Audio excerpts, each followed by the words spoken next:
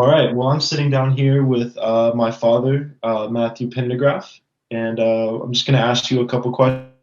We're going to start it off with when you are not busy with work or being a father, what are some of your favorite pastimes?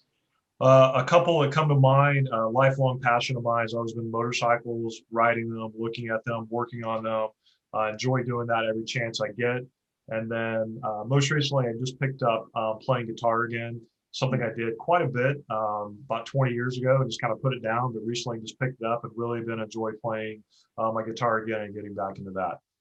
What's good? So, who would you say is the biggest role model?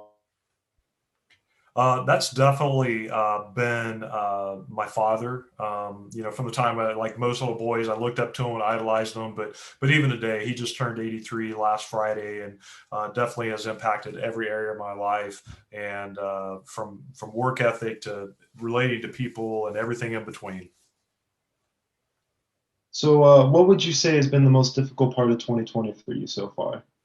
Um, there's so many different things, but I think on a very personal note, I think it's definitely been in June. I lost my mom, and you're never really ready for that sort of thing.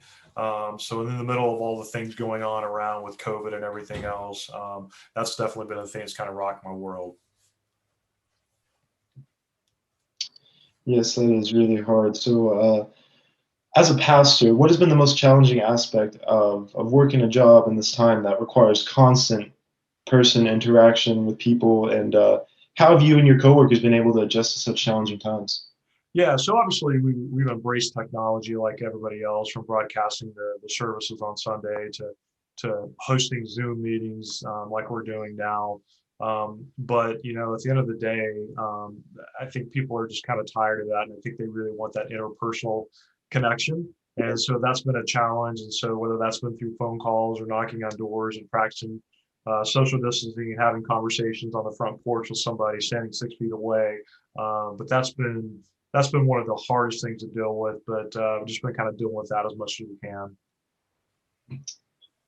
Well, last question. As a father of seven children, what has been some of the hardest adjustments you and mom have had to make in such an ever-changing world to keep?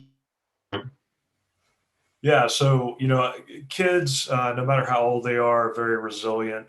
So I think they've adapted a lot of the day-to-day things better than my wife and I have. But I think really the biggest thing is just letting the kids know that it's going to be okay. It's a crazy world, but it's going to be okay. All right. Well, thank you for taking the time to sit down with me and answering these questions. Absolutely.